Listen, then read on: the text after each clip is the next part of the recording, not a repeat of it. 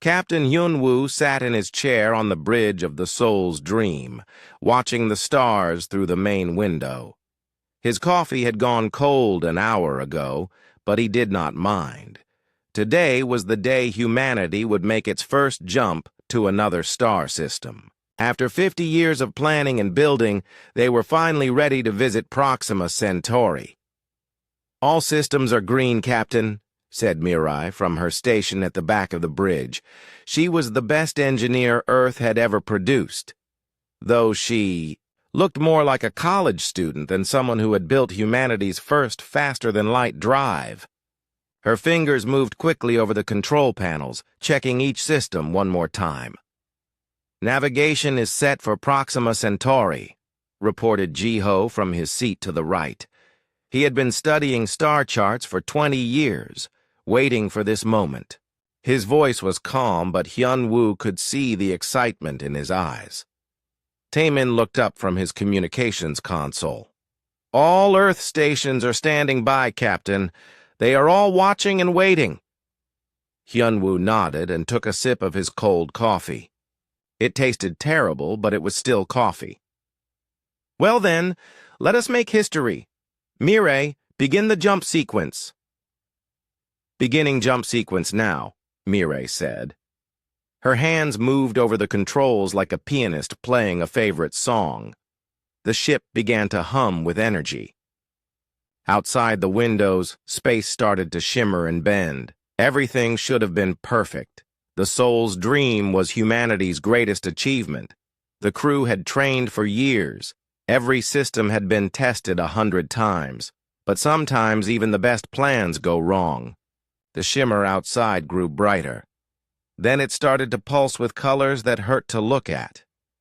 Mirai frowned at her instruments. "Captain, I am seeing some strange readings here."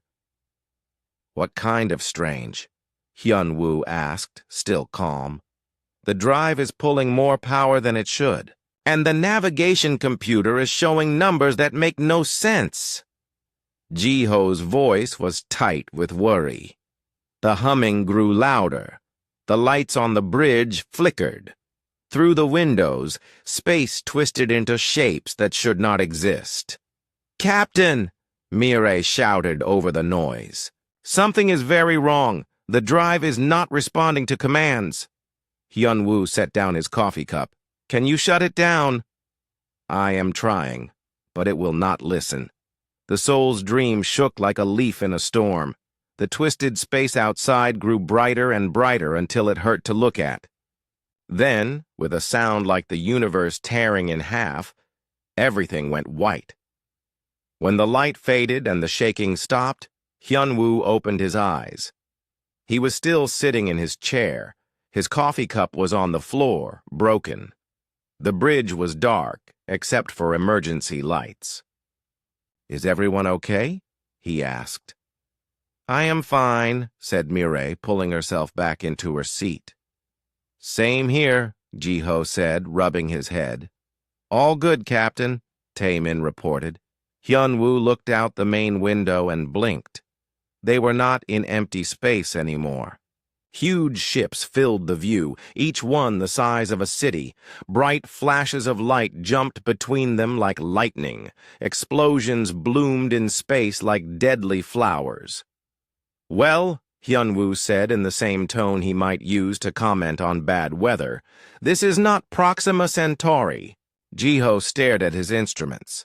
"Captain, according to my readings, we are about 50,000 light-years from Earth." 50,000? Taemin looked shocked. "Give or take a few hundred," Ji-ho said. More explosions lit up the space around them. One of the giant ships broke in half, pieces spinning away into the dark. Smaller ships swarmed around the bigger ones like angry bees. "It looks like we jumped into the middle of a war," Mirai said, watching the battle through the window. A massive ship, larger than anything humanity had ever built, turned toward them. It was covered in weapons that could destroy planets. Energy beams reached out from it toward other ships, cutting them apart like a knife through paper. "Captain," Taemin said, his voice steady. I am getting communication signals from multiple ships. They do not sound human. Of course they do not, Hyunwoo said. We are 50,000 light years from home. Jiho, can you find us a safe place to park while we figure out what is happening? I am looking for a spot away from the fireworks, Jiho said, his hands moving over the navigation controls. One of the alien signals got stronger. Taemin put it on the speakers. A voice that sounded like gravel in a cement mixer spoke in a language none of them understood. It did not sound friendly. I think they are talking to us, Taemin said. What are they saying? Hyunwoo asked. I have no idea, but they sound angry. The huge ship that had turned toward them was getting closer. More energy beams shot past the Soul's Dream, close enough to light up their hull. I think they want us to stop, Mirai said. Or surrender, Jiho added. Or both, Taemin said. Hyunwoo watched the massive alien ship approach. Its weapons could turn the Soul's Dream into space dust in seconds. Any normal person would be terrified. But Hyunwoo had spent 3 years trying to get funding for this mission from government committees. He had survived budget meetings that lasted 18 hours. He had filled out forms that required forms to get the forms you needed to fill out the first forms. Taemin, he said calmly, open a channel to that big ship. Channel open, Captain. Hyunwoo leaned forward in his chair and spoke in the same polite tone he used when telemarketers called during dinner. Hello there. This is Captain Hyunwoo of the Earth ship Soul's Dream. We seem to have taken a wrong turn somewhere. We are just passing through and do not want any trouble. Could you please direct us to the nearest rest stop? The alien voice came back, louder and angrier than before.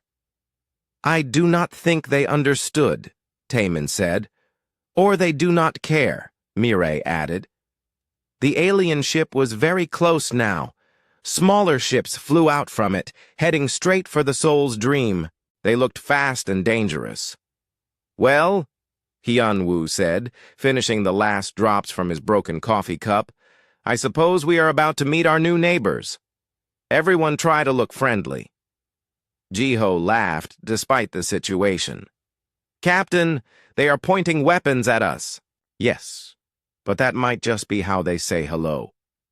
Different cultures have different customs. The alien fighters surrounded the Soul's Dream. Energy beams shot across their bow, the universal signal to stop and surrender. I think they want to talk, Taemin said. Then let us talk, Hyunwoo said. But first, does anyone have more coffee? This might take a while. The Soul's Dream drifted to a stop, surrounded by alien ships in the middle of a galactic war. The crew of 4 humans sat calmly on their bridge, waiting to see what would happen next. They had no idea they were about to change the course of galactic history simply by being themselves. Outside the windows, the battle continued. Ships the size of mountains fought with weapons that could crack planets. It was the most terrifying sight any human had ever seen. Hyunwoo yawned. I wonder if they have coffee where we are going. The alien ship that captured the Soul's Dream was bigger than any city on Earth. Its docking bay alone could have held 100 human ships. As the Soul's Dream was pulled inside by tractor beams, the 4 humans pressed their faces to the windows like tourists seeing a new country. Look at the size of those support beams, Mirai said with genuine interest. The engineering must be incredible. I count at least 40 different ship designs in here, Jiho added. This is like a museum of spaceship technology. Captain Hyunwoo straightened his uniform and checked his appearance in the reflection of a dark screen. Remember, everyone, we are representing Earth here. Let us make a good first impression. Should we be worried that they captured us? Taemin asked. Probably, Hyunwoo said. But worrying never helped anyone. Besides, what is the worst that could happen? The soul's dream settled onto a landing platform with a soft bump. Through the windows, they could see alien beings moving around outside. Some walked on 2 legs, some on 4, some seemed to float. They all carried weapons that glowed with energy. Interesting welcoming committee, Hyunwoo observed. A voice spoke through the ship's communication system. It was the same gravelly voice from before, but now it spoke in broken English. Humans, you come out now. No weapons. Hands where we see them. Well, at least they speak English, Taemin said. Sort of. How do they know English? Jiho wondered. Maybe they have been watching our television shows, Mirai suggested. I hope they watch the good ones. The 4 humans walked to the airlock. Hyunwoo paused before opening it. Does anyone have any gum? My ears might pop with the pressure. Change. Captain, Mirai said gently, I think we have bigger problems than ear pressure. True. But one problem at a time. The airlock opened with a hiss. The air outside was breathable but smelled like metal and ozone. Waiting for them was a group of alien soldiers that looked like giant lizards wearing armor. Their weapons were pointed at the humans, but their expression seemed more curious than hostile. Behind the soldiers stood a figure that was clearly in charge. This alien was taller than the others, with scales that shimmered purple and gold. Scars covered his face and arms. His eyes were the color of old blood, and when he looked at the humans, they seemed to see right through them. I am Admiral Vextar of the Galactic Dominion, he said in heavily accented English. You are now prisoners of the Empire. You will tell us everything about your species, your weapons, and your world. The humans looked at each other. Then Hyunwoo stepped forward and bowed politely. Admiral Vextar, it is an honor to meet you. I am Captain Hyunwoo. These are my crew members, Mirai, Jiho, and Taemin. We are very sorry for interrupting your battle. Our navigation system had some problems. Admiral Vextar blinked. In his 300 years of military service, he had captured thousands of beings from hundreds of species. They always reacted the same way when faced with Dominion might. They begged for mercy, or tried to run, or collapsed in terror. None of them had ever apologized for interrupting a battle.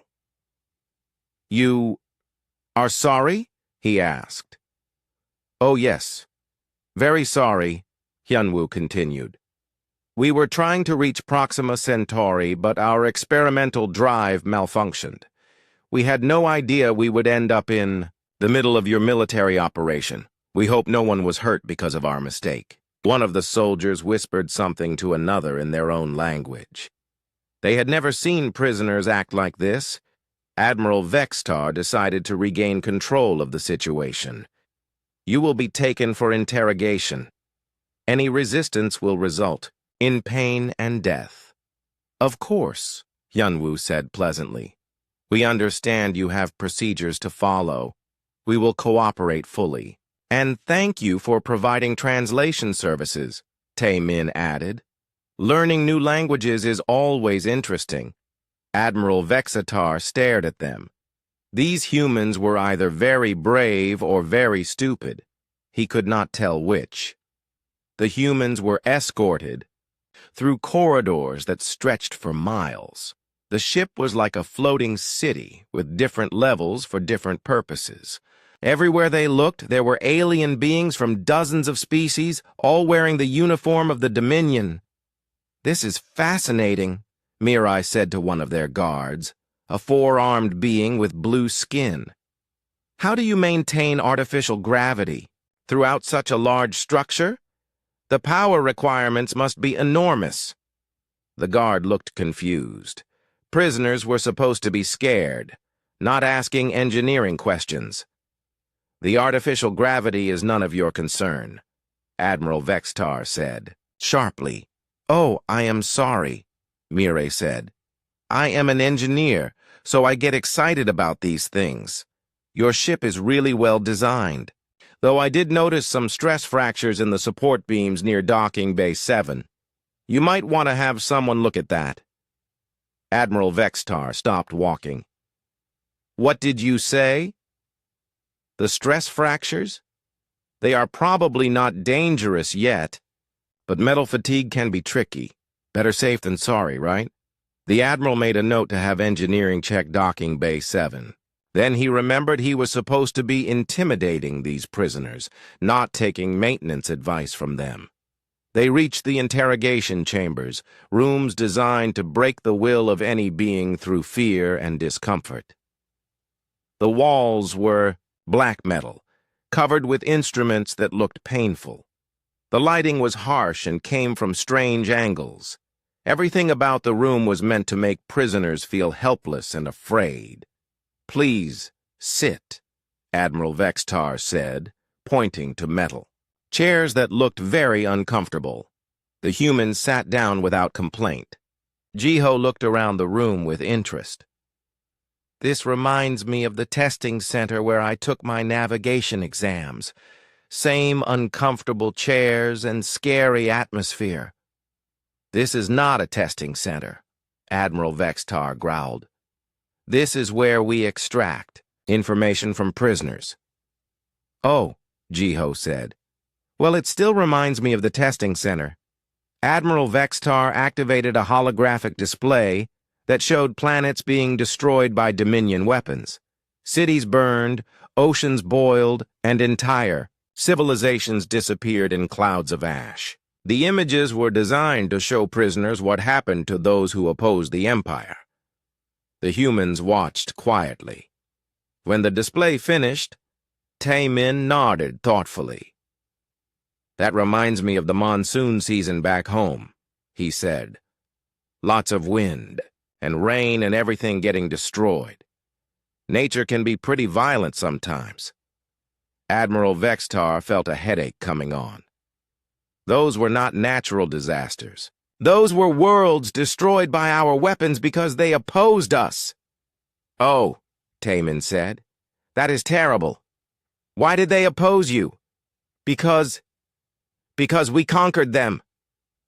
That does sound like something people would oppose. Yunwoo agreed. Did you try talking to them first? Sometimes conflicts can be resolved through communication.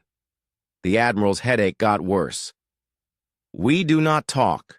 We conquer. That is what the Dominion does. That seems like a lot of work, Mireille said. And think of all the paperwork. Conquering one planet must require thousands of forms. Admiral Vextar realized that his standard interrogation techniques were not working. These humans were supposed to be terrified by now. Instead, they seemed concerned about his administrative burden. He tried a different approach. Tell us about Earth's military forces. How many ships do you have? What weapons do you possess? Well, Hyunwoo said, we have the Soul's Dream, which, as you can see, is not very impressive. For weapons, we have some nuclear missiles, but they are mostly old and probably do not work very well anymore. That is it? Admiral Vextar asked, surprised. Pretty much, Jiho said.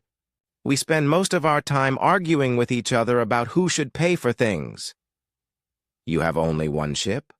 Oh no, Mireille said. We have lots of ships, but they all stay near Earth. The Soul's Dream is our first attempt at interstellar travel. Admiral Hua. Vextar felt confused. According to his military doctrine, any species capable of faster-than-light travel should have a powerful military. These humans seemed harmless. Are you not afraid of being conquered? He asked. Yunwoo considered this question seriously. I suppose that would be unpleasant, but being afraid of something does not prevent it from happening. If you decide to conquer Earth, we will deal with that when it happens. You would deal with it? Well, yes. People adapt. Humans are good at adapting. Admiral Vextar stared at Captain Hyunwoo for a long moment. In all his years of conquest, he had never met beings who treated invasion like a minor inconvenience. "Guards," he said finally, "take them to processing. I need to report this to High Command." As the humans were led away, Admiral Vextar rubbed his temples. His headache was getting worse, and he had a feeling it was just beginning.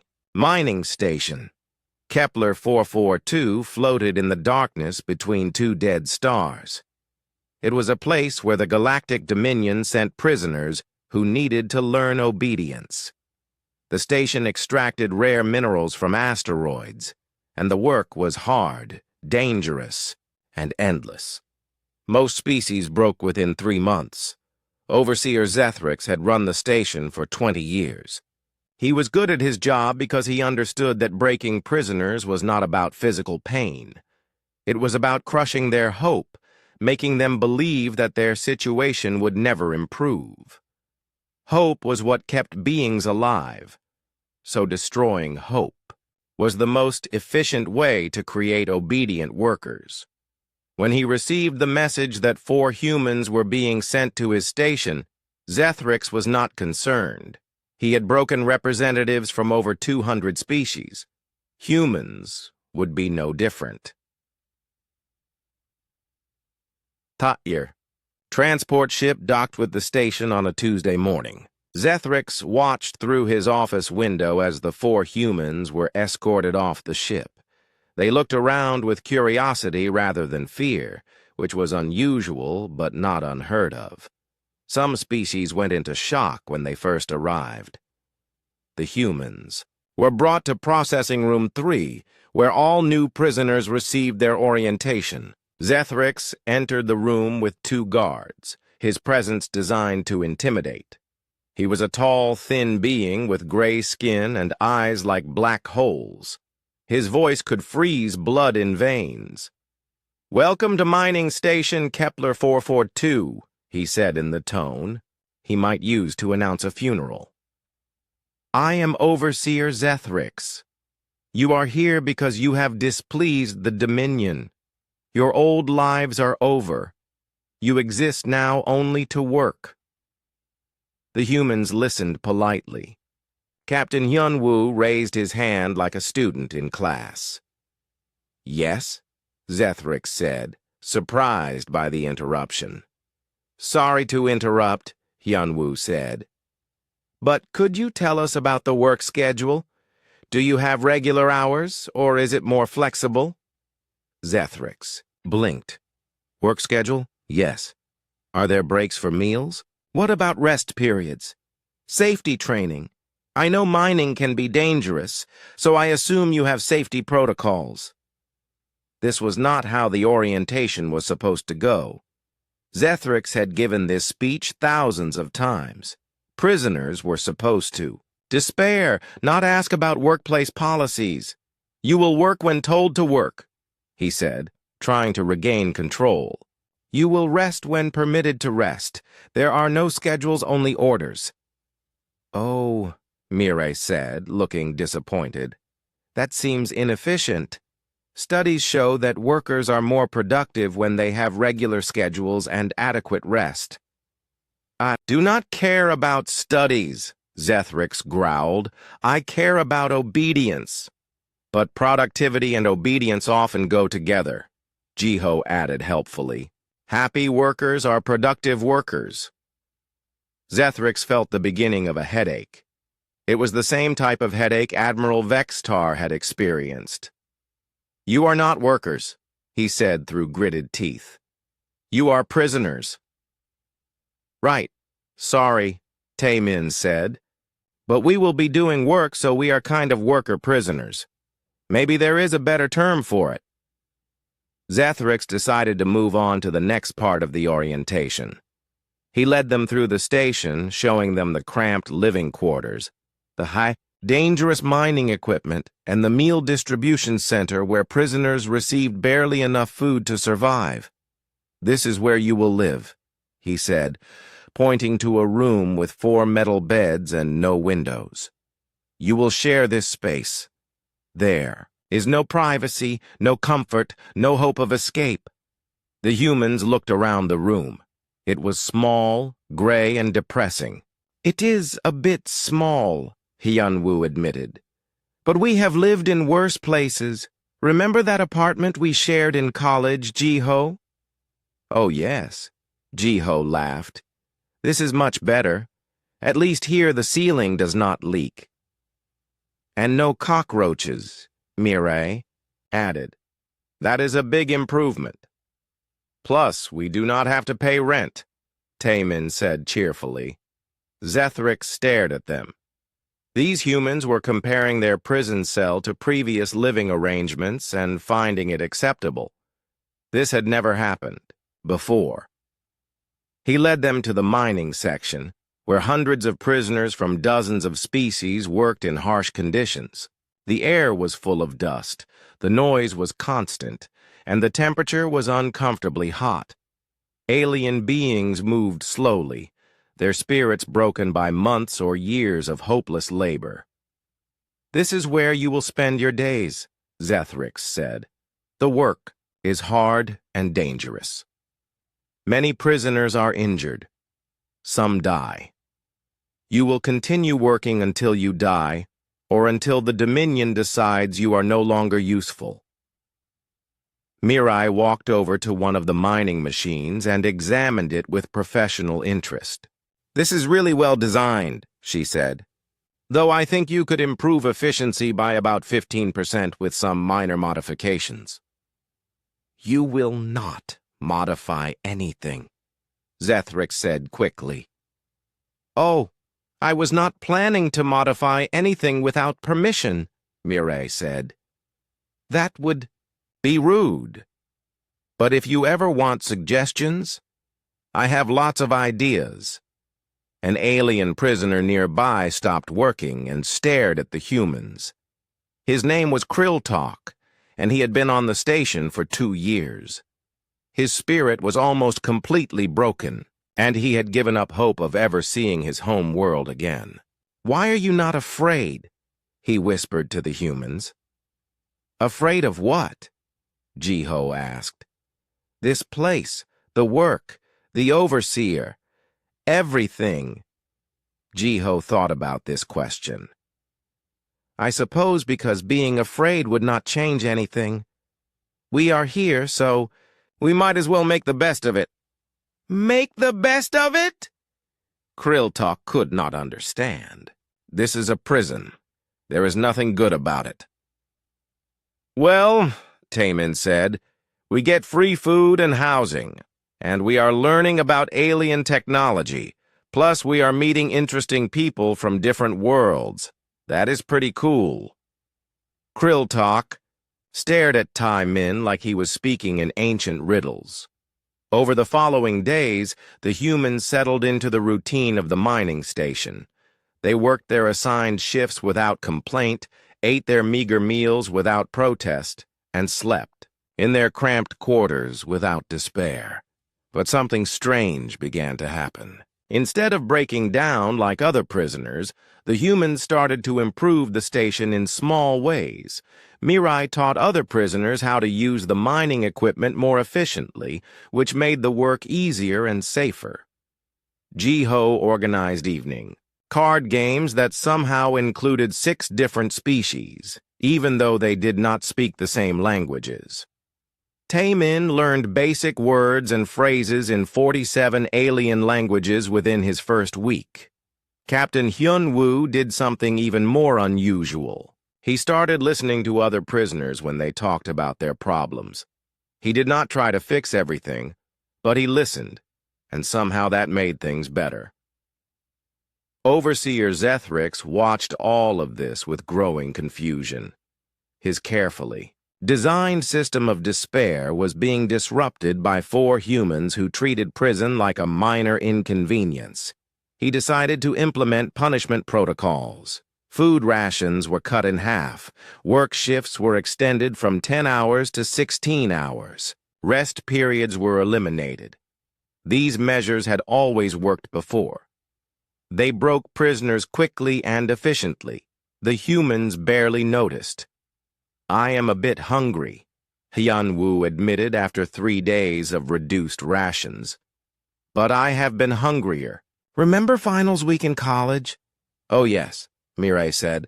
"We lived on instant noodles and coffee for 2 weeks. At least here we get vegetables," Jiho added, "even if they taste like cardboard." "Cardboard with vitamins," Tae-min said optimistically. Zethrics increased the punishment protocols. The temperature in the living quarters was raised to uncomfortable levels.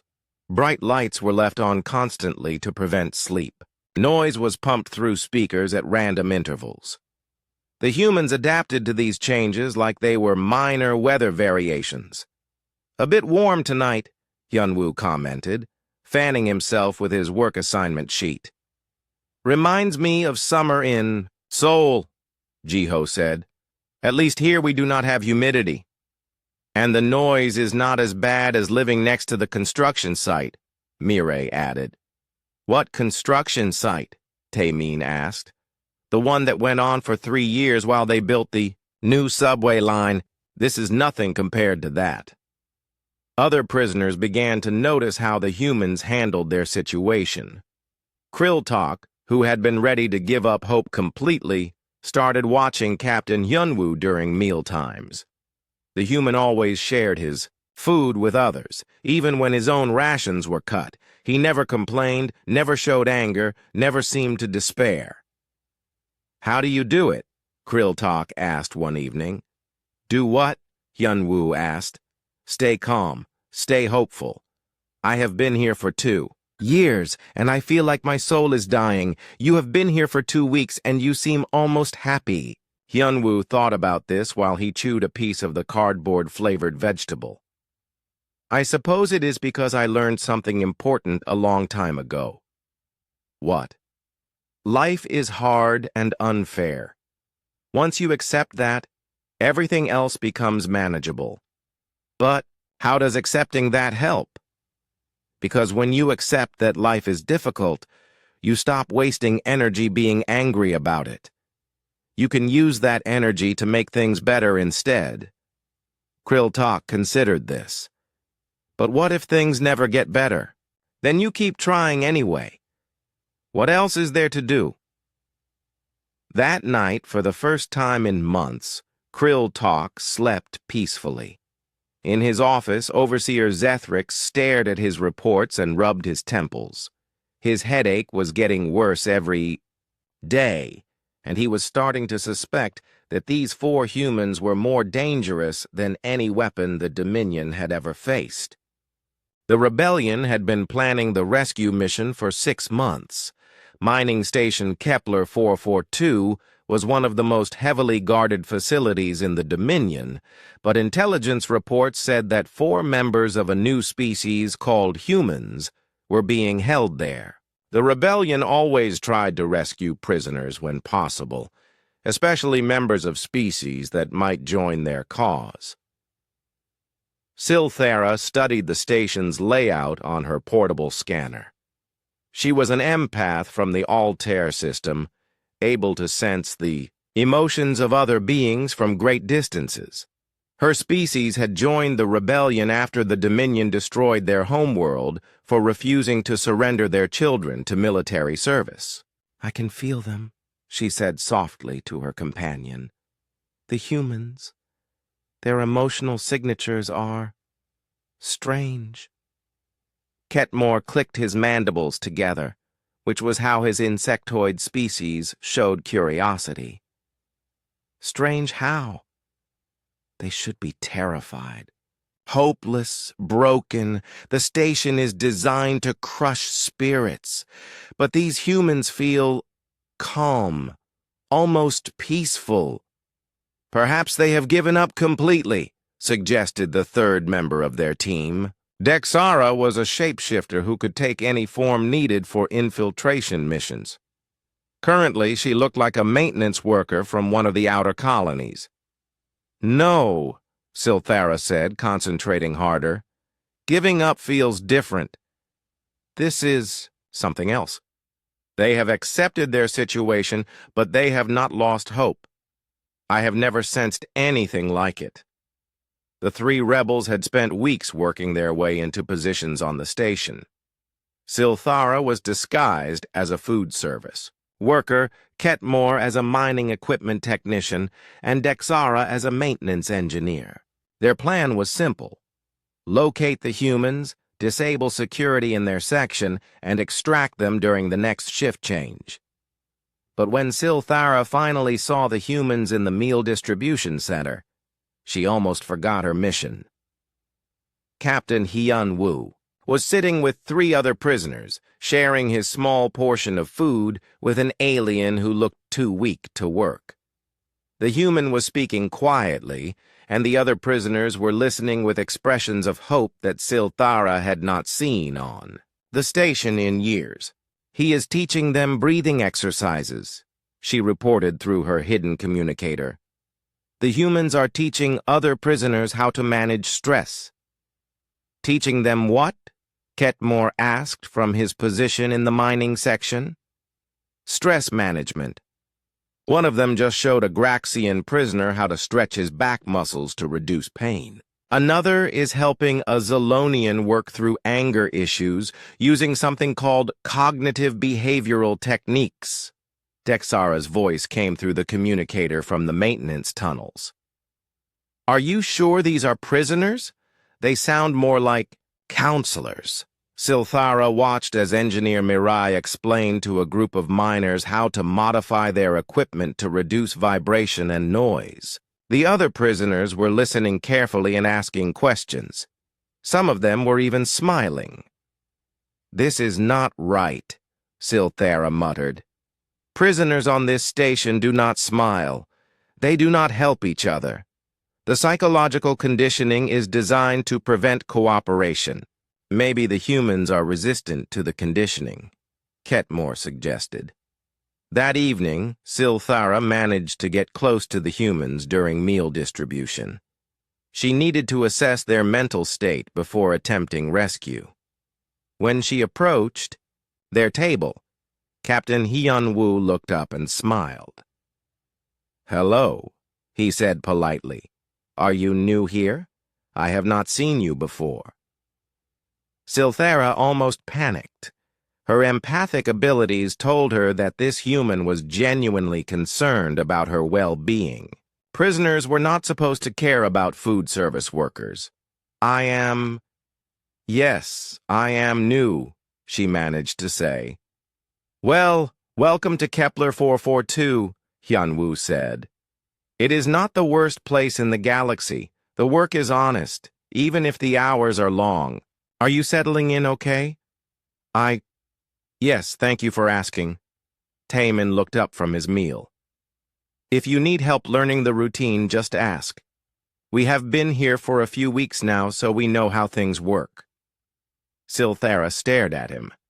This human prisoner was offering to help her, a food service worker, adapt to the station. In her empathic sense, she could feel genuine kindness radiating from all four humans. It was almost overwhelming. "How?" she began, then stopped herself. "How what?" Jiho asked. "How are you so calm? This place is designed to break prisoners. The psychological pressure should be unbearable." The humans looked at each other. Mirai shrugged. "It is not that bad. We have all had worse jobs." "Worse jobs than being a prisoner on a mining station?" "Oh, yes," Hyun-woo said seriously. "I once worked for a manager who made us attend 6-hour meetings every day just to discuss the agenda for the next meeting. That was much worse than this. And I worked at a tech company where the coffee machine was broken for 8 months, Taemin added. The coffee here is not great, but at least it exists. Silthara felt dizzy. These humans were comparing their imprisonment to previous employment experiences and finding it acceptable. That night, she contacted her team. "We need to abort the mission." "What?" Ketmore's voice crackled through the communicator.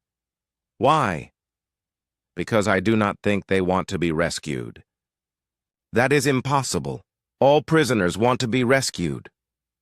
"These humans are different. They are not suffering. They are adapting. And they are helping other prisoners adapt too. The rebellion needs to study this." Dexara's voice joined the conversation. "Silthara is right. I have been monitoring their quarters. They organized the space to be more comfortable for everyone. They created a schedule for cleaning and maintenance. They even started a small library using scraps of paper and old maintenance manuals." "A library?" Ketmore sounded confused. "They are teaching other prisoners to read and write in different languages. It is like they have created a small community inside the prison." Silthara made a decision. "I am going to approach them directly. We need to understand how they do this." The next day, she waited until Captain Hyunwoo was alone in the meal distribution area. She sat down across from him and spoke quietly. "My name is Silthara. I am with the rebellion against the Dominion. We came here to rescue you." Hyunwoo looked at her with interest. "That is very kind of you. Thank you for the offer. You are turning down rescue?" "Well, not exactly turning it down, but we are curious to see where this situation leads. We are learning a lot about galactic society here." Silthara leaned forward. "You are learning about galactic society by being prisoners?" "Yes. We are meeting people from dozens of different worlds. We are learning about their cultures, their languages, their problems. It is like a very intense exchange program. But you are being held against your will.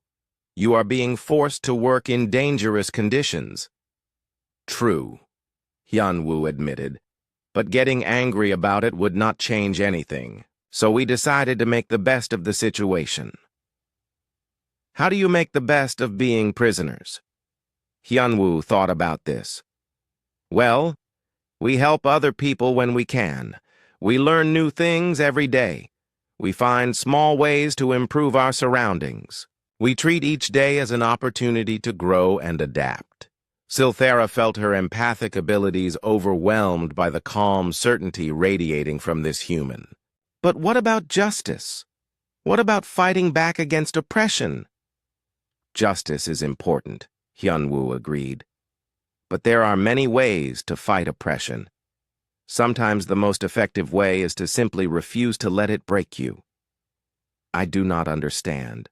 The Dominion wants us to be afraid, angry, and hopeless. If we refuse to be those things, we win a small victory every day, and small victories add up over time. That night, Silthara reported back to Rebellion Command. "The humans do not need rescue, but the Rebellion needs to learn from them." "Learn what?" asked Commander Zareth over the communication link. "How to resist oppression without weapons, how to maintain hope without anger, how to create community in the most unlikely places. And you think this is more valuable than rescuing 4 prisoners." Silthara looked through the window of her quarters at the mining section, where she could see humans and aliens working together, sharing knowledge and helping each other through the daily difficulties of prison life. "I think," she said slowly, "that these 4 humans might be the most dangerous weapon the rebellion could ever ask for. We just need to figure out how to use what they are teaching us." In the mining section, Captain Hyunwoo was helping Krilltalk practice the human concept of meditation, which involved sitting quietly and focusing on breathing. Around them, prisoners from a dozen different species were sharing stories, teaching each other skills, and slowly building something that the Dominion had never expected to see in one of their prisons. Hope. Overseer Zethrix watched from his office and reached for another pain medication. His headaches were getting worse every day. The reports about the humans reached Emperor Mordak on his throne world of Dominax Prime exactly 37 days after their capture. The Emperor was ancient, even by the standards of his long-lived species. He had ruled the Galactic Dominion for over 800 years, conquering star systems and crushing rebellions with equal efficiency. The report from mining station Kepler 442 was unlike anything he had ever read. Prisoners are showing increased productivity and improved morale, he read aloud to his advisors. Multiple species are cooperating across traditional barriers. Incidents of violence have decreased by 93%. Station efficiency has improved by 42%. His chief advisor, a nervous being named Quillrath, shifted uncomfortably.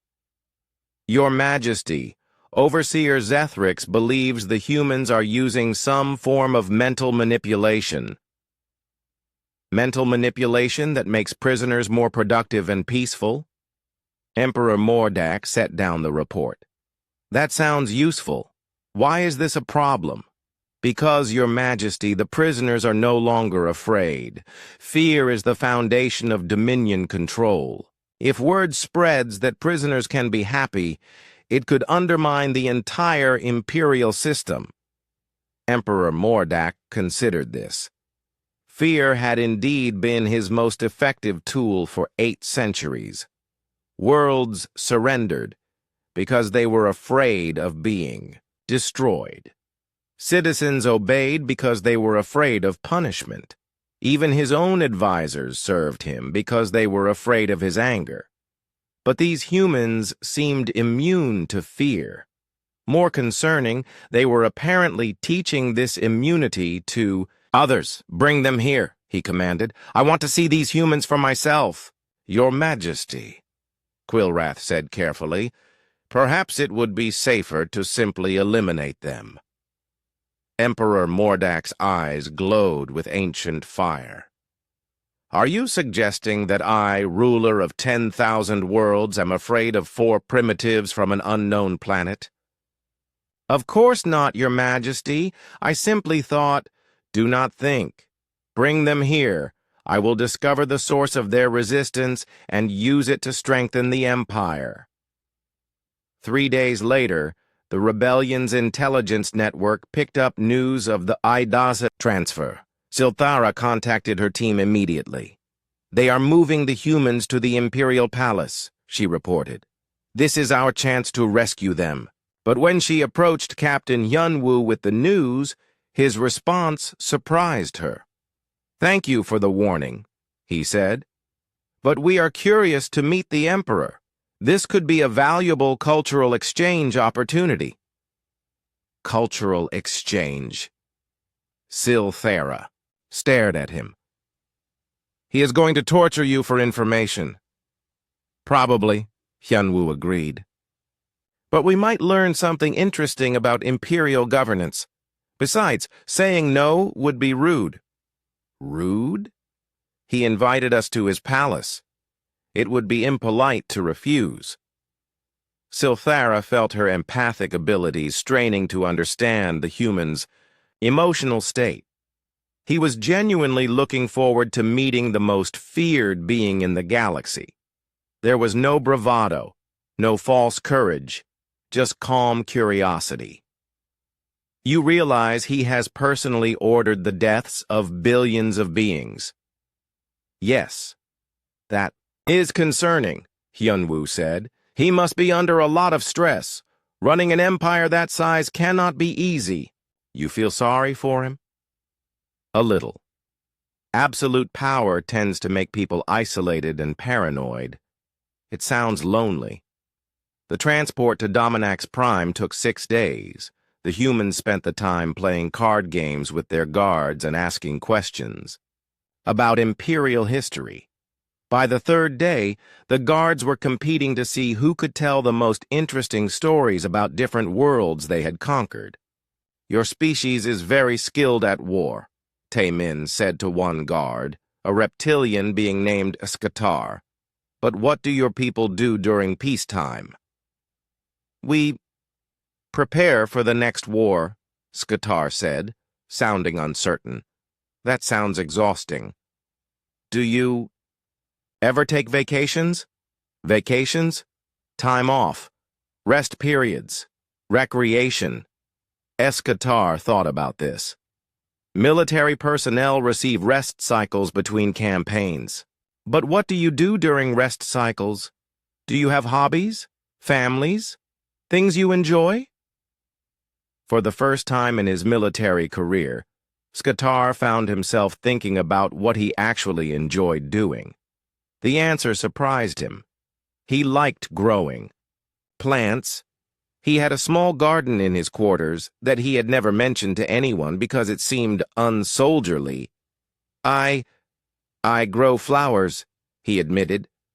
"That is wonderful," Mireille said enthusiastically. "What kinds of flowers?" By the end of the journey, SS Qatar was showing the humans pictures of his garden and asking advice about soil composition. The other guards were discussing their own hidden interests: music, cooking, poetry, and art. When they arrived at Dominax Prime, the guards almost seemed sad to see the humans go. The Imperial Palace was a monument to conquest, built from materials taken from 1,000 defeated worlds. Every corridor displayed weapons, armor, and treasures stolen from conquered civilizations. The message was clear: resistance was futile, and the Empire was eternal. The humans walked through the halls like tourists in a museum. "Look at the craftsmanship on this armor," Jiho said, admiring a display case. "The metalwork is incredible." "And these sculptures," Mireille added. "Each one represents a different artistic tradition. It is like a gallery of galactic art history." Their guards exchanged confused looks. Prisoners were supposed to be intimidated by the displays of imperial might, not appreciating the aesthetic qualities. They were brought to the throne room, a vast chamber designed to make visitors feel small and insignificant. Emperor Mordak sat on a throne carved from a single black crystal, surrounded by holographic displays showing the extent of his domain. The ceiling was so high it disappeared into shadows, and the walls were covered with the banners of defeated worlds.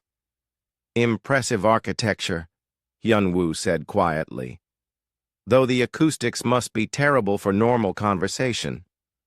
Emperor Mordak studied the humans as they approached. They walked without fear, showing neither defiance nor submission. They looked around with interest, like visitors being shown around a historical site. "I am Emperor Mordak," he announced, his voice echoing through the chamber. "Ruler of the Galactic Dominion, conqueror of worlds, master of 10,000 systems." Captain Hyunwoo bowed politely. "Your Imperial Majesty, I am Captain Hyunwoo of Earth. These are my colleagues Mirai, Jiho, and Taemin. Thank you for inviting us to your beautiful palace." Emperor Mordak blinked. In 800 years of rule, no one had ever thanked him for being brought to the throne room for interrogation. "You are not here as guests," he said. "You are here because you possess some form of resistance to imperial conditioning. I will discover the source of this resistance." "Of course, Your Majesty," Hyunwoo said. "We will help however we can, though I should mention that we do not think we are particularly resistant to anything. We are just ordinary people." Ordinary people do not remain calm in the face of imperial might. Hyunwoo considered this. "With respect, Your Majesty, your might is very impressive, but being impressed and being afraid are different things. Fear would not help us in this situation, so we choose not to be afraid. You choose not to be afraid? Yes. Fear is an emotion, and emotions can be managed with practice. Emperor Mordak felt something he had not experienced in centuries. Confusion. All beings fear death. Death is certainly something to avoid when possible, Taemin agreed. But worrying about it constantly would make life very unpleasant. And, Jiho added, everyone dies eventually anyway. Spending your whole life afraid of death seems like a waste of time. Emperor Mordak decided to demonstrate the consequences of defying imperial power. He activated a holographic display showing the destruction of 3 rebellious worlds. Billions of lives ended in seconds as Dominion superweapons reduced entire planets to cosmic dust. The humans watched quietly. When the display ended, Mirai spoke first. Those weapons must require enormous amounts of energy, she said. The engineering challenges must be incredible. You are concerned about engineering challenges? Emperor Mordak asked, incredulous. Well, yes. And also about all those people who died. That is very sad. But the engineering is still impressive, even if it is being used for terrible purposes. You are not afraid of being destroyed? Hyunwoo thought about this question seriously. Being destroyed would be unpleasant, Your Majesty. But if you have decided to destroy us, being afraid would not change your mind. And if you have not decided, then there is no point in being afraid yet. What if I told you that your entire planet would be destroyed unless you reveal the secret of your resistance? Then we would tell you everything we know, Hyunwoo said immediately.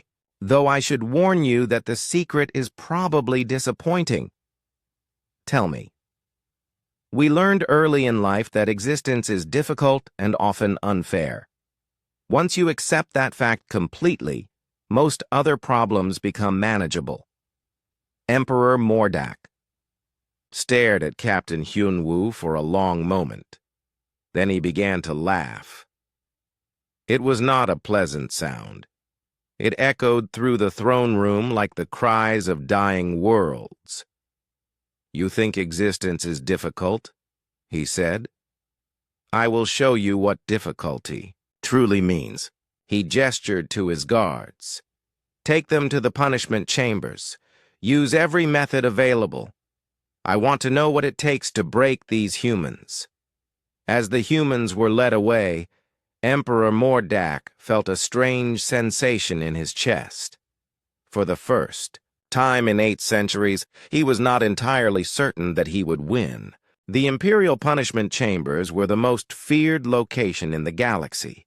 Located deep beneath the palace, they contained devices designed to break any form of resistance through pain, fear, and despair.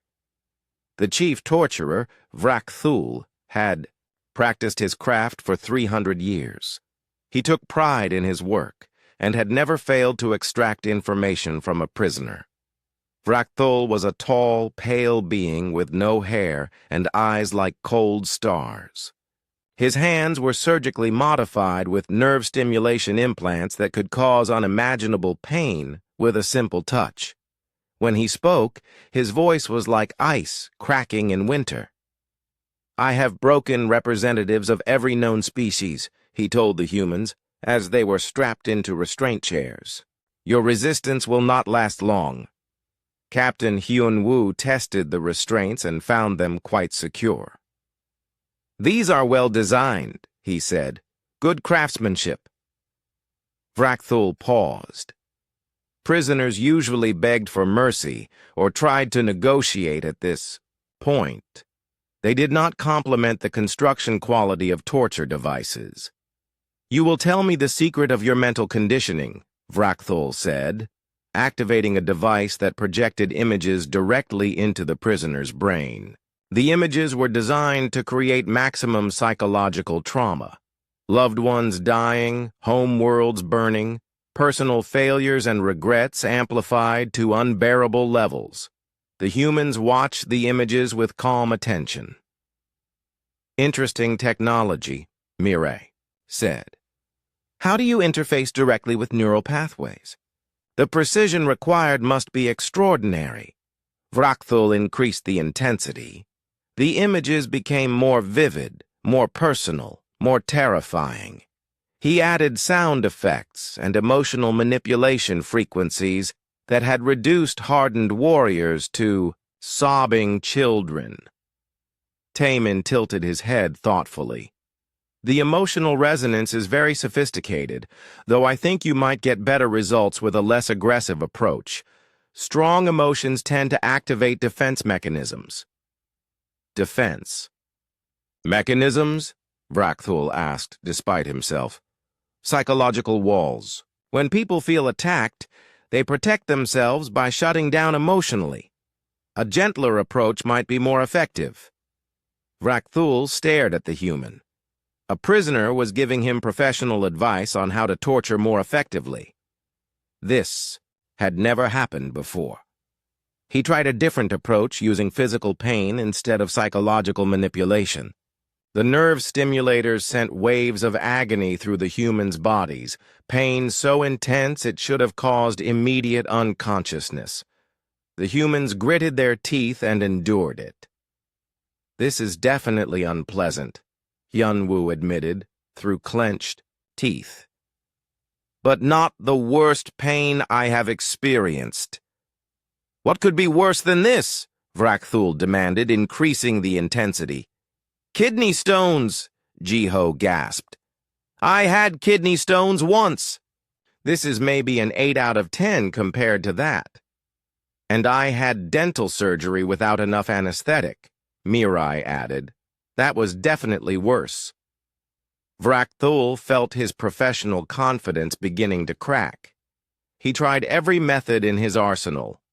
Sensory deprivation, sensory overload, temperature extremes, biochemical manipulation, and psychological warfare techniques that had taken him decades to perfect.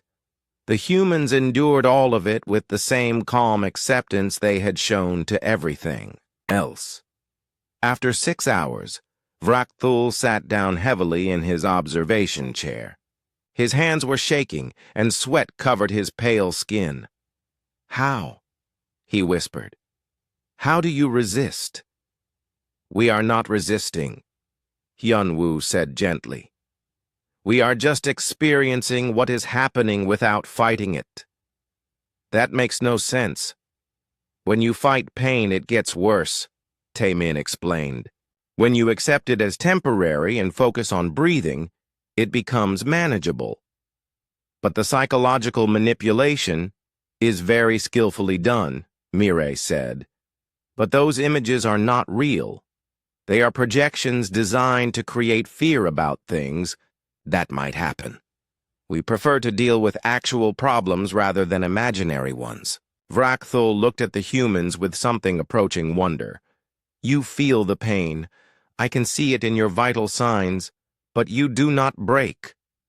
"Breaking would not help us," Jiho said. "So why break?" "But everyone breaks eventually. It is the nature of consciousness. Enough pressure will shatter any mind." "Maybe," Hyunwoo said thoughtfully. "But we have found that minds are more flexible than people think. Like muscles, they get stronger when they are challenged." Vrakthul stood up and began pacing around the chamber. For the first time in 300 years, he was questioning his methods. "What would break you?" he asked desperately. The humans considered this question seriously. "Bad coffee might do it," Taemin said. "If we had to drink really terrible coffee every day for years, that would be hard to take." "Or elevator music," Mireille added. "Continuous elevator music would be pretty awful." "Having to use a computer with a very slow internet connection," Jiho suggested. "That can be very frustrating." Vrakthul stared at them. You can withstand torture designed to break the strongest minds, but bad coffee would defeat you. Well, torture is temporary, Hyun-woo explained. Bad coffee is something you have to deal with every day. That kind of constant, low-level annoyance is much worse than intense but brief suffering. Something inside Vrakthul's mind broke. Not from pain or fear, but from the sudden realization that everything he thought he knew about suffering was wrong. He had spent 3 centuries perfecting methods to cause maximum agony, but these humans were suggesting that minor daily inconveniences were more effective. He began to laugh. It started as a quiet chuckle, but grew into hysterical laughter that echoed through the chamber. He laughed until tears ran down his pale cheeks, until his sides hurt, until he could barely breathe. "Are you okay?" Hyun-woo asked, sounding genuinely concerned. This made Vrakthul laugh even harder. A prisoner was worried about his torturer's well-being. "I think he is having some kind of breakdown," Mireille observed. "Occupational stress, maybe," Taemin suggested. "This job must be very emotionally demanding." Vrakthul's laughter turned into sobs. 300 years of causing suffering had left him empty inside, and these humans were showing him kindness after he had tried to break them. "I am sorry," he whispered. "I am so sorry." "There is nothing to apologize for," Hyun-woo said gently. "You were doing your job. We understand that." "My job is terrible," Vrakthul said through his tears. "I hurt people. I destroy minds." "What kind of life is that?" "A difficult one," Mireille agreed. "But you could change it. It is never too late to start a new career." "What else could I do? I am a torturer. That is all I know." "You have excellent attention to detail," Jiho said. "And you understand psychology very well. You could be a therapist, help people instead of hurting them." "Or a teacher," Taemin added. "You obviously understand how minds work. You could use that knowledge for good." Vrakthul looked at the humans with amazement.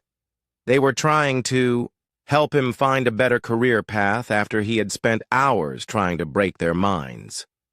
The chamber door opened, and Emperor Mordak entered with a squad of guards. He expected to find broken humans begging for mercy. Instead, he found his chief torturer crying while receiving career counseling from his prisoners. "What is happening here?" the Emperor demanded. Vrakthul stood up and wiped his eyes. "Your Majesty, I resign. I cannot do this job anymore." "You cannot resign. You are the chief torturer of the Empire. Then the Empire needs a new chief torturer. I want to be a therapist." Emperor Mordak felt the same strange sensation in his chest that he had experienced in the throne room. His most reliable servant was abandoning him because 4 humans had convinced him to change careers. "Release them," he said quietly. "Your Majesty?" one of the guards asked. "Release the humans. Bring them to my private office. I need to understand what they are doing to my people." As the restraints were removed, Captain Hyun-woo stood up and stretched. "Thank you, Your Majesty. And Mr. Vrakthul, if you are serious about becoming a therapist, we know some excellent training resources." Vrakthul nodded gratefully. "I would like that very much." Emperor Mordak watched this exchange and felt something he had not experienced in 800 years, uncertainty about his own power. These humans were not conquering his empire with weapons or violence. They were simply being kind to people, and somehow that was more dangerous than any army he had ever faced. In his private office, surrounded by the artifacts of 8 centuries of conquest, Emperor Mordak poured himself a drink and tried to understand how 4 humans from an unknown world were dismantling everything he had built simply by refusing to be afraid. Emperor Mordak's private office was smaller than his throne room, but no less impressive. The walls were covered with star charts showing the extent of his domain, and ancient weapons from conquered worlds hung in display cases. A massive window looked out over the capital city of Dominax Prime, where billions of beings lived under imperial rule. The humans sat in chairs that were designed for beings much larger than them, their feet not quite touching the floor. They looked around with the same polite interest they had shown everywhere else. "Your collection is fascinating, Your Majesty," Hyunwoo said, admiring a crystalline sword that glowed with inner fire. "Each piece must have an interesting story." Emperor Mordak poured himself another drink. It was his 4th since returning from the punishment chambers. "They are trophies, reminders of conquered worlds and defeated enemies."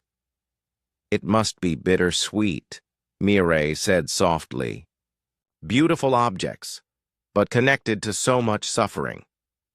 The Emperor paused with his drink halfway to his lips. No one had ever described his collection as bittersweet. They were symbols of power, of victory, of fear. But looking at them now, he could see what the human meant. Each artifact represented a civilization that no longer existed. "I did not bring you here to discuss my collection," he said, trying to regain control of the conversation. "Of course not, Your Majesty," Taemin agreed. "What would you like to discuss?" "I want to understand what you are doing to my empire." "Doing to your empire?" Jiho looked confused. "We are not doing anything. We are just existing in it." "You are changing people. My guards, my prisoners, my torturer, they are all acting differently because of your influence." Hyunwoo considered this. "People do tend to change when they are treated with kindness and respect. Is that a problem?" "Yes. It is a problem." Emperor Mordak slammed his drink down on the desk. "The empire is built on order, discipline, and fear. Without fear, there is no control. Without control, there is chaos." "Has there been chaos?" Mirai asked. "From what we have seen, people seem happier and more productive when they are not afraid." "Happiness and productivity are not the point. The point is obedience, but obedience is easier to maintain when people want to cooperate rather than when they are forced to," Taemin pointed out. "Fear-based obedience requires constant enforcement. Willing cooperation is much more efficient." Emperor Mordak felt his headache returning. "You are talking about management theory. This is an empire, not a business." "The principles are similar," Jiho said. "Any large organization needs good leadership, clear communication, and motivated people. Whether you call them citizens, employees, or subjects, people work better when they feel valued. People are not supposed to feel valued. They are supposed to feel grateful that they are allowed to live under imperial protection." "That sounds exhausting," Hyunwoo said sympathetically. "Maintaining that kind of authority must be very stressful for you." Emperor Mordak stared at the human. "Stressful?" "Well, yes. If your power depends on keeping everyone afraid, you can never relax. You have to constantly prove how dangerous you are, and you can never trust anyone because they only obey you because they are scared. That must be very lonely." The Emperor felt something crack inside his chest. In 800 years of rule, no one had ever suggested that he might be lonely. The humans were looking at him with the same gentle concern they had shown to everyone else. "I am not lonely," he said, but his voice lacked conviction. "When was the last time you had a conversation with someone who was not afraid of you?" Mirai asked softly. Emperor Mordak opened his mouth to answer, then closed it again. He could not remember. Every interaction he had was colored by fear, either his subjects' fear of him or his own fear of appearing weak. "I rule 10,000 worlds," he said instead. "That sounds like a lot of responsibility," Taemin said. "Do you ever get time off, vacations, hobbies?" "I am the Emperor. I do not need hobbies." "Everyone needs hobbies," Jiho said with certainty. "What did you enjoy doing before you became Emperor?" The question hit Emperor Mordak like a physical blow. Before he became Emperor, he had been a young prince who loved astronomy. He had spent hours studying the stars, dreaming of exploring distant worlds. When he inherited the throne, those dreams had died under the weight of imperial responsibility. I used to study the stars," he admitted. "That is wonderful," Hyunwoo said with genuine enthusiasm. "Do you still study them?" "I study star charts for military purposes." "That is not the same thing," Mirai said. "Military study is about strategy and conquest. Scientific study is about understanding and beauty." Emperor Mordak looked out the window at the night sky. When was the last time he had looked at the stars and felt wonder instead of calculating their strategic value? "Your Majesty," Taemin said gently, "can I ask you a personal question?" "You may ask." "Are you happy?" The question hung in the air like a challenge to 8 centuries of imperial doctrine. Emperor Mordak had never considered whether he was happy. Happiness was not a concept that applied to emperors. Emperors were powerful, feared, obeyed. But happy? "Happiness is irrelevant," he said finally.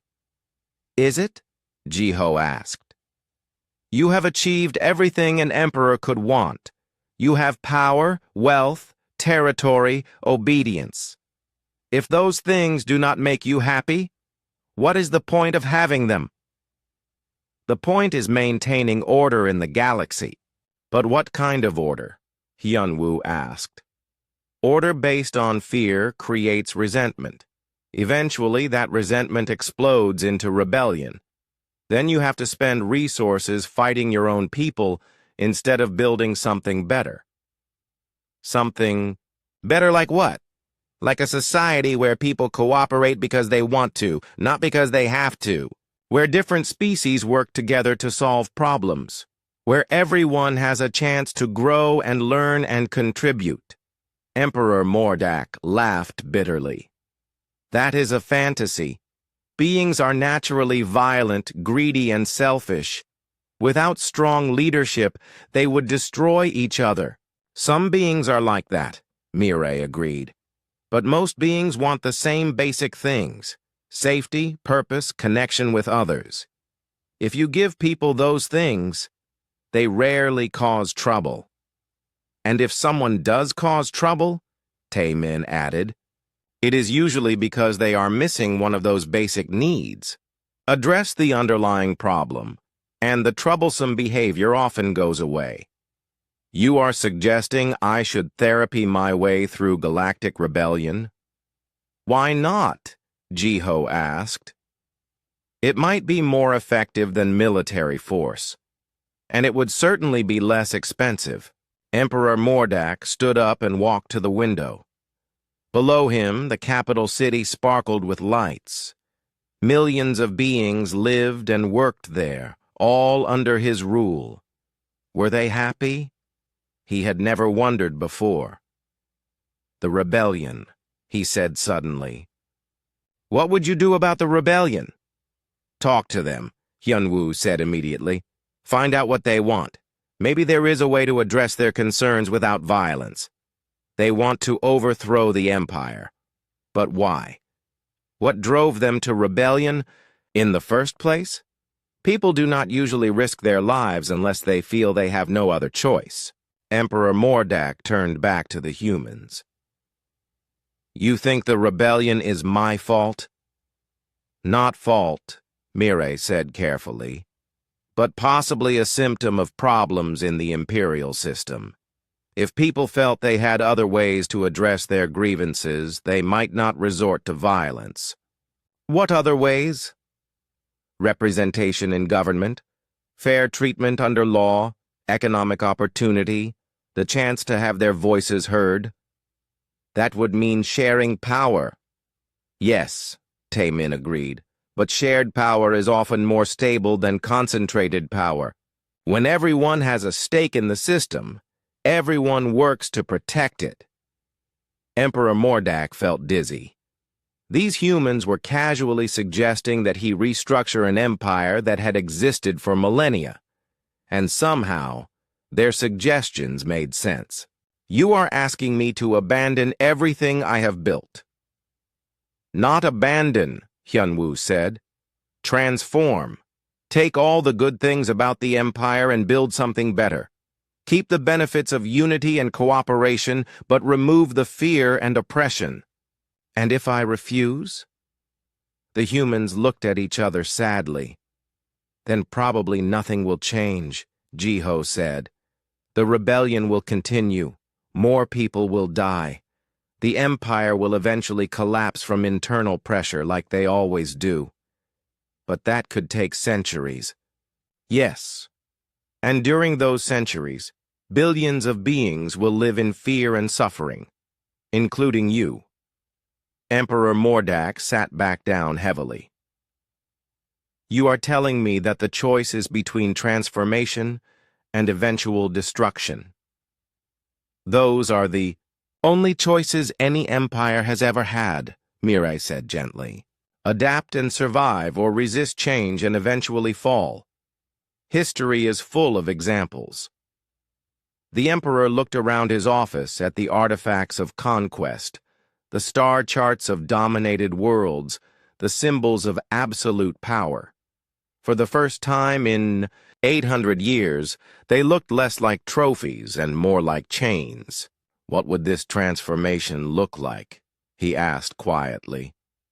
The humans smiled, and Emperor Mordak realized it was the first time in centuries that anyone had smiled in his presence without fear. 6 months later, Captain Hyunwoo stood in what used to be called the Imperial Throne Room. The massive black crystal throne was still there, but it was surrounded by comfortable chairs arranged in a circle.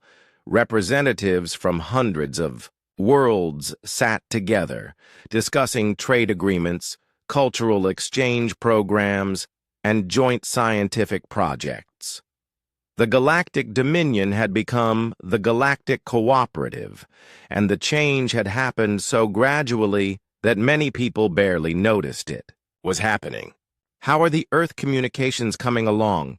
Mirai asked, checking her portable computer. She had been appointed as the Cooperative's first Chief Technology Officer, a job that involved coordinating scientific advancement across thousands of worlds.